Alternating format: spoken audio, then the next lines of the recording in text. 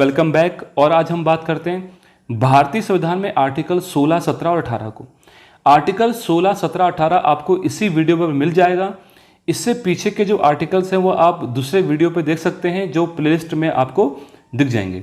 तो आर्टिकल 16 हम लोग पहले शुरुआत करते हैं। बहुत इंपॉर्टेंट आर्टिकल है आर्टिकल 16। तो आर्टिकल 16 कहता है, आर्टिकल 16 स्पष्टतः कहता है कि पद पर नियोजन में समानता होगी, यानी कि जो लोक नियोजन होंगे या फिर जो सरकारी जॉब्स होंगी उनमें अवसर की समानता हर एक भारतीय व्यक्ति को प्राप्त होगी।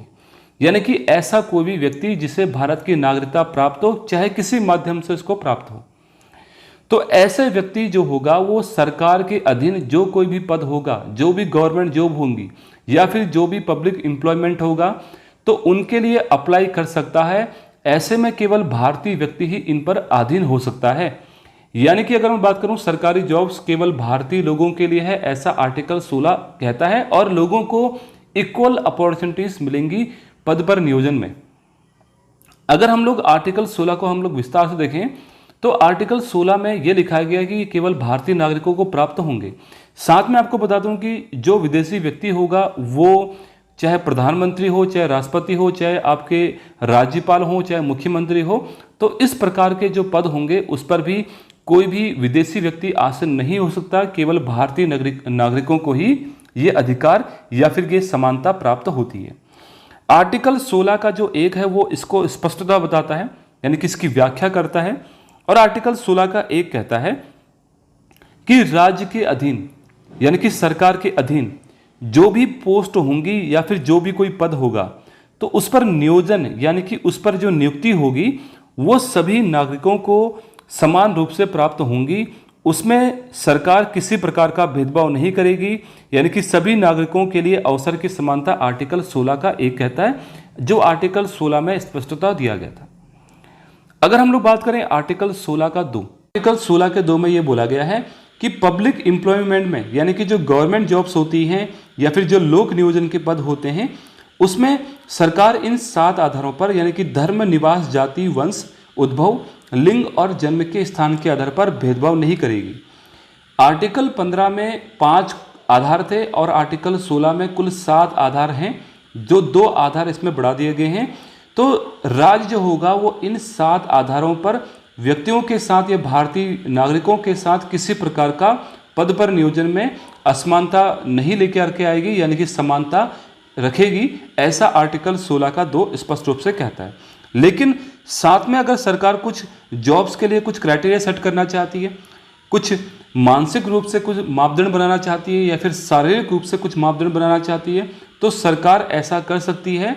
तो ऐसा भी आर्टिकल 16(2) में कहा गया है। साथ में अगर बात करें आर्टिकल 16(2), ये केवल सरकारी जॉब्स के लिए एप्लीकेबल होगा। जो गैर सरकारी संस्थान होंगे या फिर निजी क्षेत्र की कंपनियां होंगी उस पर ऐसा कोई प्रावधान लागू नहीं होता।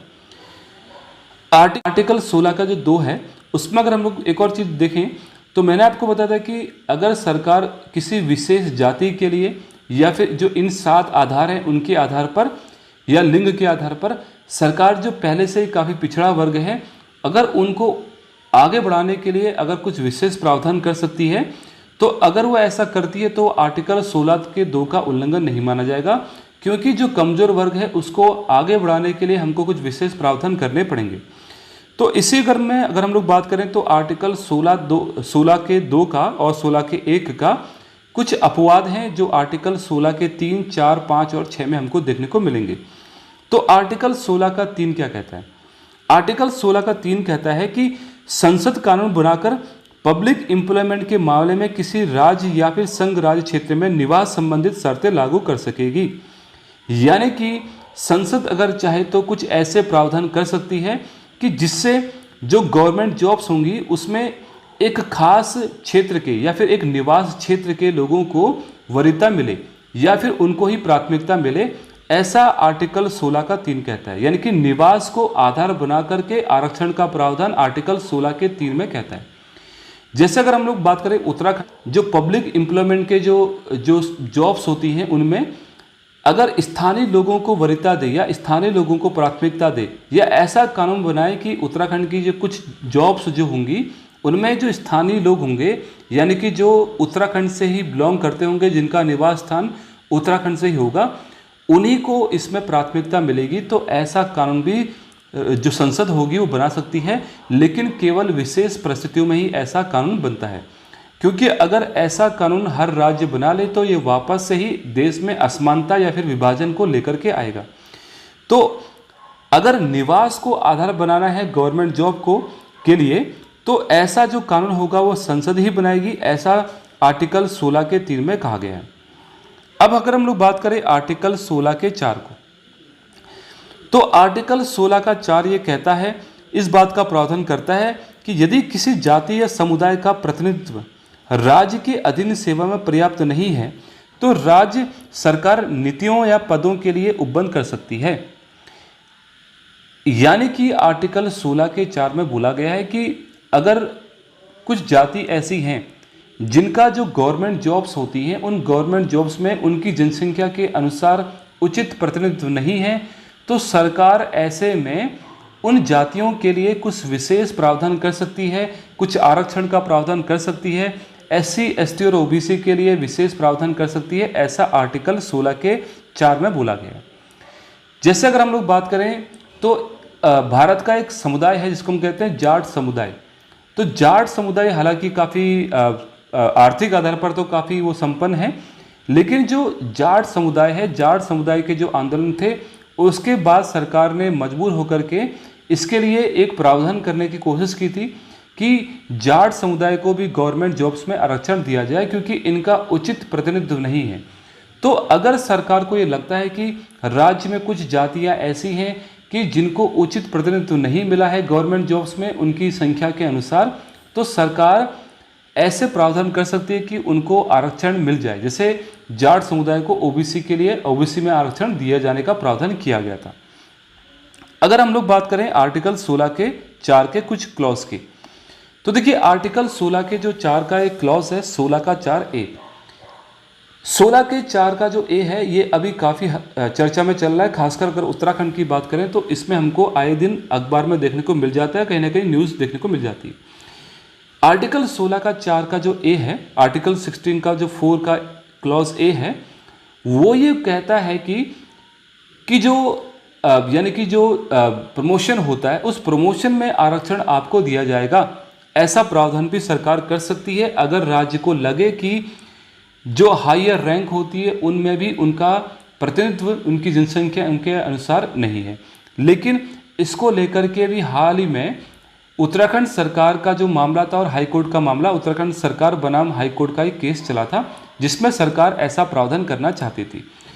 और इस जजमेंट में हाईकोर्ट ने ये कहा कि प्रमोशन में आरक्षण, यानी कि जो गवर्नमेंट जॉब्स में जो प्रमोशन होता है उसमें जो आरक्षण होता है ये मौलिक अधिकार नहीं है। यानी कि गवर्नमेंट जॉब्स में जो प्रमोशन में आरक्षण है ये फंडामेंटल राइट आपका नहीं है।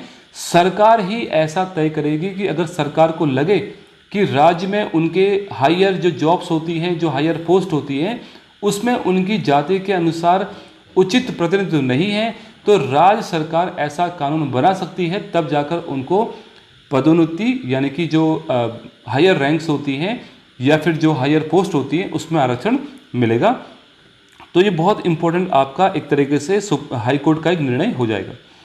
अगर हम लोग बात करें आर्टिकल 16 के 5 की, उससे पहले हम लोग बात कर लेते हैं 16 के 4 का बी। देखिए 16 का जो 4 है उसका एक क्लॉज बी भी है। ये जो क्लॉज बी है ये बैकलॉग की बात करता है, यानी कि जो SC ST के लिए जो बैकलॉग होता है, OBC के लिए नहीं, SC और ST के लिए जो बैकलॉग होती है उस बैकलॉग के आरक्षण का प्रावधान करता है। क्या होता है बैकलॉग? अगर बैकलॉग की बात करें तो अगर मान लीजिए मैं कहूँ कि कुल 100 पोस्ट थी, तो इन 100 पोस्टों में मान लीजिए जो जनरल जो SC ST के जो कैंडिडेट थे उन्होंने जनरल की सीटों पे अधिकार कर लिया, यानी कि जनरल की सीट के जो मार्क्स अगर वो लेकर आते हैं और मान लीजिए कि जो टोटल जो कट ऑफ गई थी उसके बाद 10 जो पोस्ट होती हैं वो SC ST की बच जाती है, तो ये 10 जो पोस्ट बच जाएंगी तो ये अगली भर्ती में इसको शामिल नहीं करेंगे, इसे हम लोग बैकलॉग की कैटेगरी में शामिल कर लेंगे। बैकलॉग की कैटेगरी हम लोग बना करके ये 10 पोस्ट वहाँ पर रख लेंगे और आगे भी हम लोग जो बैकलॉग की पोस्ट बच जाती हैं तो उन बैकलॉग की पोस्टों को हम लोग इसमें ही इकट्ठा कर देंगे। और जब ये बैकलॉग की सीटें इस प्रकार हो जाएं कि राज्य के सभी व्यक्तियों को ही मिल पाए जो भी आरक्षण का प्रावधान के तहत अर्हताएं रखता है, तो तब ये बैकलॉग की सीट के लिए अलग से भर्तियां होंगी जिसमें एससी और एसटी के जो कैंडिडेट होते हैं केवल वही इस पर बैठ सकते हैं। तो आर्टिकल 16 का जो 4 है उसका बी जो है क्लॉज, वो बात करता है बैकलॉग की। तो बैकलॉग के बारे में आप समझ गए होंगे। अब हम लोग बात करते हैं आर्टिकल 16 के 5 का। आर्टिकल 16 का 5 ये कहता है कि किसी धार्मिक संस्था के अध्यक्ष के रूप में किसी विशेष धर्म के व्यक्तियों की नियुक्ति की जा सकती है। जैसा अगर हम लोग ने बात की थी, आर्टिकल 16 का 2 ये बोलता है कि राज्य धर्म के आधार पर भेदभाव नहीं करेगा, लेकिन आर्टिकल 16 के 5 में बोला गया है कि राज्य अगर जो धार्मिक संस्थाओं जो होती हैं उसके अध्यक्ष के रूप में किसी विशेष धर्म के व्यक्तियों की ही नियुक्ति करेगी। अगर ऐसा नहीं करे तो कहीं ना कहीं दो समुदायों के बीच में एक कन्फ्लिक्ट जारी हो सकता है। तो अगर मैं इसकी अगर बात करूं तो कोई मंदिर है, अगर मान लीजिए, तो उस मंदिर का कोई ट्रस्ट होता है। उस मंदिर का अगर मान लीजिए मैं बात करूं कि मंदिर का कोई ट्रस्ट है, तो अगर वो ट्रस्ट सरकार के अधीन है, यानी कि सरकार वो ट्रस्ट को ऑन करती है, तो सरकार ऐसे में उनके अध्यक्ष की नियुक्ति करवाएगी। और अध्यक्ष की नियुक्ति करवाने के समय सरकार ये ध्यान देगी या सरकार ये ध्यान देती है कि अगर वो मंदिर है तो उसमें किसी हिंदू व्यक्ति की ही नियुक्ति की जाए अध्यक्ष के रूप में।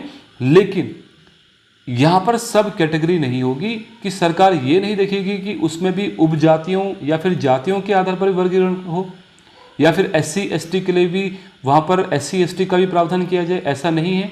बल्कि सरकार ये ध्यान देगी कि किसी विशेष धर्म के लोगों को ही ऐसा, यानी कि मंदिर से जुड़ा कोई व्यक्ति होगा तो मंदिर का ही हिंदू ही व्यक्ति को उसके अध्यक्ष के रूप में नियुक्ति की जाएगी, जबकि वहाँ पर जातिगत आधार पर नहीं देखा जाएगा। ऐसे अगर बात करें तो कोई मस्जिद होगी तो मस्जिद से जुड़ा कोई व्यक्ति होगा तो उसमें मुस्लिम का होना अनिवार्य होना चाहिए, नहीं तो कन्फ्लिक्ट हो जाएगा दो बड़े समुदायों के बीच में, जो सरकार नहीं चाहती है। तो आर्टिकल 16 का 5 इस प्रकार के प्रावधान को करता है। अगर हम लोग बात करें आर्टिकल 16 का 6, इंपॉर्टेंट है, अभी हाल ही में इसे लागू किया गया है। तो आर्टिकल 16 का जो 6 है ये बोलता है कि जो इससे पहले के जो प्रावधान थे जिसमें सामाजिक आधार था और शैक्षणिक आधार था, साथ में इसमें एक और चीज़ बोलते हैं कि आर्थिक आधार पर, जो आर्थिक आधार पर जो व्यक्ति होंगे या आर्थिक आधार पर जो सामान्य जाति के जो लोग होंगे तो उनको भी सरकारी जॉब्स में 10% का जो आरक्षण होगा ऐसी सुविधा उनको दी जाएगी। अगर ऐसी सुविधा उनको दी जाएगी तो आर्टिकल 16 के 2 का उल्लंघन नहीं माना जाएगा, ऐसा आर्टिकल 16 का 6 यहाँ पर स्पष्ट रूप से कहता है। अब हम लोग बात करेंगे आर्टिकल 17 की। आर्टिकल 17 की अगर हम लोग बात करें तो आर्टिकल 17 अस्पृश्यता यानी कि छुआछूत का अंत करता है, यानी untouchability is ban in India, इस प्रकार का प्रावधान आर्टिकल 17 करता है। ये एक ऐसा आर्टिकल है जिसका कोई अपवाद नहीं है। तो आर्टिकल 17 जो है या अस्पृश्यता जो है वो हमारे संविधान में परिभाषित नहीं किया गया है कि हम अस्पृश्यता किसे कहेंगे या अनटचेबिलिटी किसे कहेंगे, क्योंकि ऐसा माना गया कि ये सर्वविदित है, यानी कि हर एक व्यक्ति अनटचेबिलिटी के बारे में जानता है। तो इसको विस्तार समझाने के लिए हमारे संविधान में कोई ऐसा प्रावधान नहीं किया गया है। लेकिन आर्टिकल 17 जो है वो दंड का प्रावधान नहीं करता। आर्टिकल 17 कोई दंड का प्रावधान नहीं करता, इसलिए अगर ये ऑफेंसिव बनाना चाहते हैं, अगर इस पे दंड का प्रावधान करना चाहते हैं तो इसे आर्टिकल 35 के साथ हमको पढ़ना पड़ेगा। आर्टिकल 35 ये कहता है कि जो भाग 3 के अंतर्गत जो हमारे मौलिक अधिकार हैं, अगर उसमें दंड का प्रावधान करना है तो आर्टिकल 35 के तहत होगा। तो इसलिए अगर आर्टिकल 17 को हम आर्टिकल 35 के साथ पढ़ेंगे तो ये दंड का प्रावधान करता है। तो इसमें समय समय पे काफ़ी संशोधन किए गए, कई समय समय पे काफ़ी कानून इस पर पारित किए गए। जैसे अगर हम लोग बात करें 1955 में 1955 में अस्पृश्यता अपराध अधिनियम पारित किया गया। तो ये जो अस्पृश्यता अपराध अधिनियम जो पारित किया गया था, इसके तहत जो है वो 6 महीने की सज़ा का प्रावधान कर दिया गया और 500 रुपये का जुर्माने का भी प्रावधान कर दिया गया। 1976 में क्या किया गया, ये 1955 का जो कानून था उसमें संशोधन कर दिया गया और जो सज़ा थी इसको बढ़ा करके 6 माह से लेकर 6 साल का प्रावधान कर दिया गया। फिर 1989 में संसद ने SC/ST उत्पीड़न निवारण अधिनियम पारित किया। तो इसके बाद ये जो पूरा का पूरा आर्टिकल 17 था, इसके तहत जो दंड का प्रावधान था ये काफ़ी कठोर कर दिया गया। तो अब क्या क्या प्रावधान है इसको हम लोग समझते हुए चलते हैं। तो देखिए 1955 के तहत, यानी कि 1955 में जो अधिनियम था उसके तहत कौन कौन से दंड का प्रावधान था वो ऐसे के बने हुए हैं। जैसे किसी शिक्षण संस्थान में या फिर अस्पताल या फिर सामाजिक संस्था में अगर प्रवेश के दौरान अगर कोई व्यक्ति जाति के आधार पर भेदभाव करता है या छुआछूत का प्रावधान करता है तो उस पर इस दंड का प्रावधान लागू होगा। सेकंड, जो सार्वजनिक पूजा स्थल होते हैं, यानी कि कोई मंदिर हो गया, तो उन सार्वजनिक पूजा स्थलों के प्रवेश में यदि भेदभाव किया जाए यानी कि अस्पष्टता की जाए तो वहां पर भी ये कानून लागू होगा। अगर बात करें इसका तीसरा प्रावधान ये कहता है कि जो सार्वजनिक भोजनालय होते हैं या फिर सार्वजनिक मनोरंजन के कक्ष होते हैं, यानी कि जो भी सार्वजनिक चीज़ें हैं, अगर उसके प्रवेश के दौरान या फिर अगर वहाँ पर भोजन करने के दौरान यदि कोई व्यक्ति के द्वारा उनके साथ छुआछूत का कोई प्रावधान किया जाता है या कोई व्यक्ति छुआछूत की प्रैक्टिस करता है तो उस पर ये कानून लागू होंगे। फिर 1976 और 1989 के तहत इसमें जो कानून थे उसमें और चीज़ शामिल की गई और बोला गया कि SC और ST के किसी सदस्य को अगर आपने अस्पष्टता के आधार पर यानी कि छुआछूत के आधार पर अपमान किया है तो या जाति सूचक शब्द का प्रयोग किया है तो वहां पर आर्टिकल 17 के तहत जो दंड का प्रावधान है लागू होगा। सेकंड, प्रत्यक्ष अप्रत्यक्ष रूप से अगर मान लीजिए कोई आपने ऐसा उपदेश देने की कोशिश की, समाज में ऐसा उपदेश देने की कोशिश की जिससे कहीं ना कहीं अनटचेबिलिटी का एक तरीके से प्रावधान होता है तो उसमें भी लागू होगा।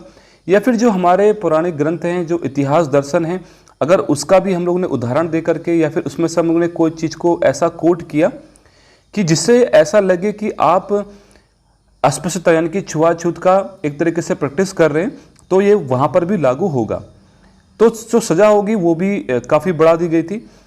अगर कोई व्यक्ति यानी कि कोई संसद का व्यक्ति या फिर राज्य विधानमंडल का कोई व्यक्ति या कोई सदस्य इस प्रकार के आचरण में संलिप्त पाया जाता है और उसको सज़ा होती है यानी कि वो गिल्टी प्रूव कर दिया जाता है तो ऐसे में वो चुनाव के योग्य नहीं होगा। अगर वो पद पर है तो उसको पद से हटना पड़ेगा, अगर वो पद पर नहीं है तो वो 6 सालों तक चुनाव नहीं लड़ सकता। तो इस प्रकार का प्रावधान आर्टिकल 17 करता है। अब आर्टिकल 18 को हम लोग विस्तार से समझेंगे। आर्टिकल 18 के बारे में पढ़ते हैं। आर्टिकल 18 स्पष्टता कहता है कि उपाधियों का अंत होगा, यानी कि जो टाइटल्स दिए जाते हैं वो टाइटल का अंत होगा, यानी कि सरकार या फिर जो देश में आज़ादी के बाद या संविधान लागू होने के बाद जो उपाधियां दी जाएंगी उनका अंत होगा, ऐसा आर्टिकल 18 बोलता है। क्योंकि जो उपाधियां होती हैं यानी कि जो टाइटल्स दिए जाते हैं वो कहीं ना कहीं समाज में एक भेदभाव या फिर समाज में कहीं ना कहीं अनइक्वलिटी लाने का एक कोशिश करते हैं।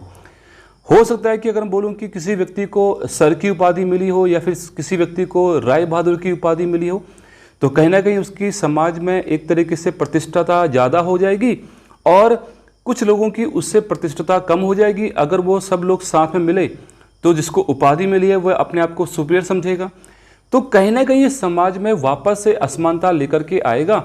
इसलिए आर्टिकल 18 को सरकार जो है या राज्य जो है वो पूरी तरीके से प्रतिबंधित करेगा, ऐसा आर्टिकल 18 कहता है। लेकिन इसके कुछ अपवाद हैं, इसको समझते हुए चलते हैं।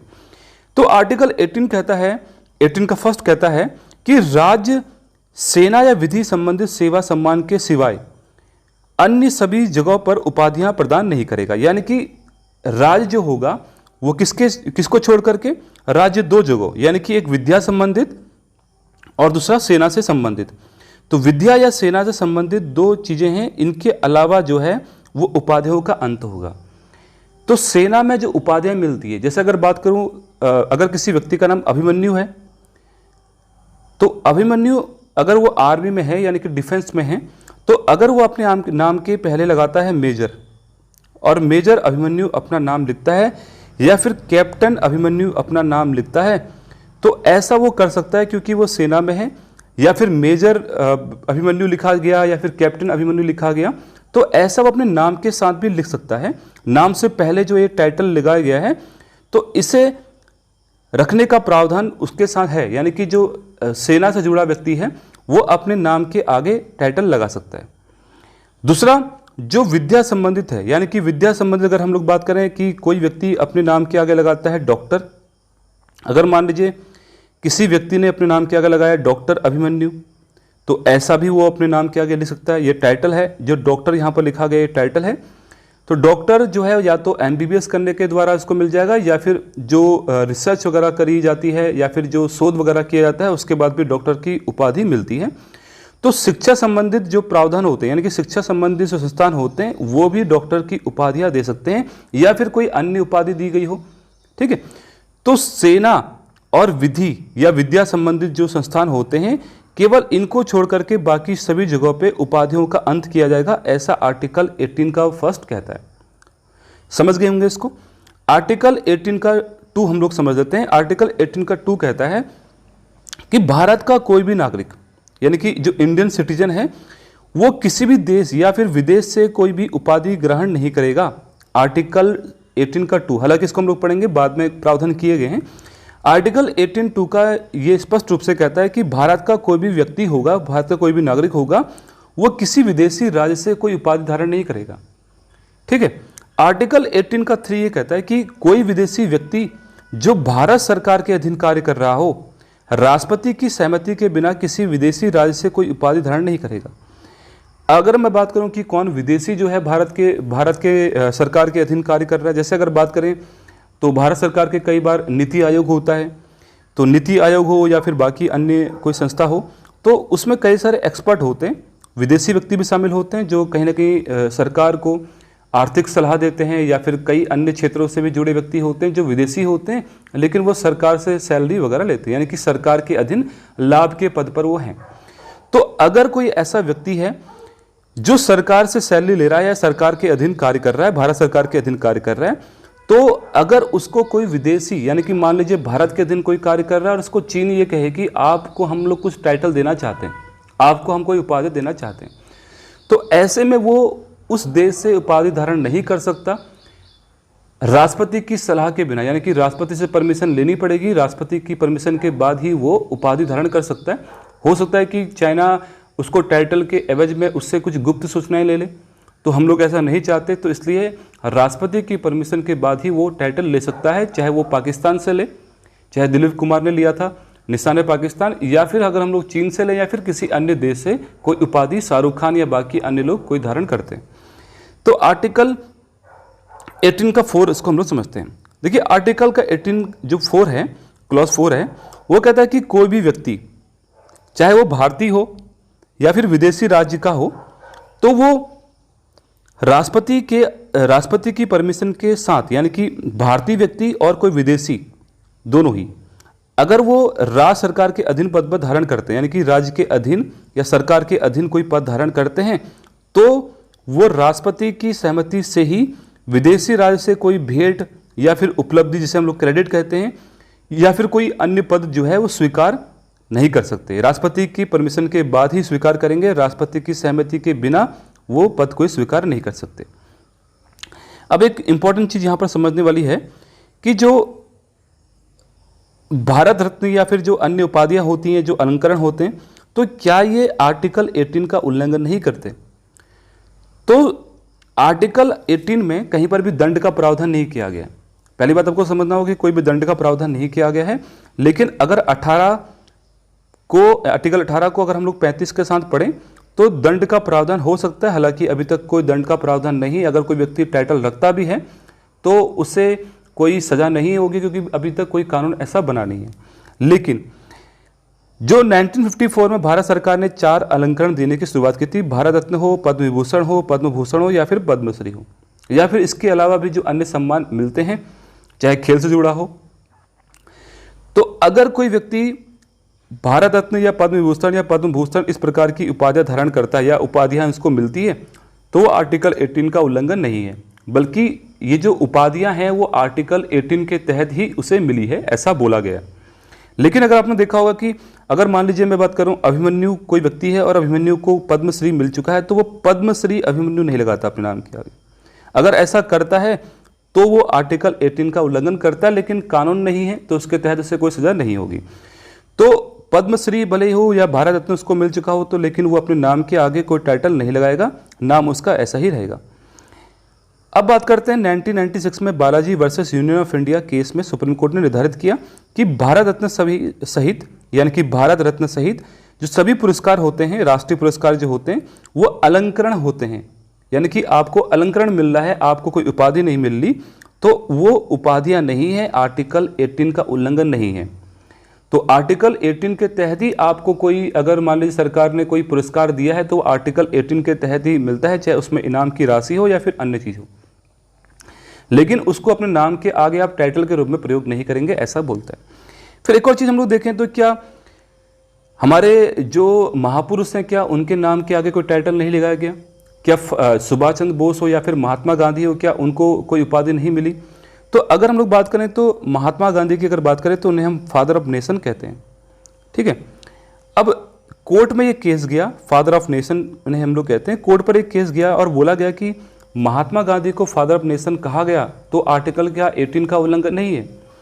इसमें सरकार ने जवाब दिया कि जो फादर ऑफ नेशन जो है वो ऑफिशियली डिक्लेयर नहीं किया गया, यानी कि ऑफिशियल कोई भी डाटा जो है सरकार का या सरकार के आंकड़ों में उन्हें कहीं पर भी ऑफिशियली फादर ऑफ नेशन नहीं डिक्लेयर किया गया, जबकि आम मानस की यानी कि आम बोलचाल में उन्हें फादर ऑफ नेशन कहते हैं। यानी कि जो जनता होती है उन्हें फादर ऑफ नेशन कहती है और मानती है, जबकि सरकार की तरफ से कोई ऐसा आंकड़ा नहीं दिया गया, सरकार की तरफ से कोई ऐसी ऑफिशियल डॉक्यूमेंट नहीं है जहां पर उन्हें फादर ऑफ नेशन कहा गया। तो अगर ऐसा होता तो आर्टिकल 18 का उल्लंघन हो सकता था, लेकिन ऐसा सरकार की तरफ से नहीं किया गया। तो आर्टिकल 16, आर्टिकल 17, आर्टिकल 18 हम लोग ने कंप्लीट कर लिया है। इस वीडियो को आप जरूर लाइक करें, शेयर करें और चैनल को सब्सक्राइब करें। धन्यवाद।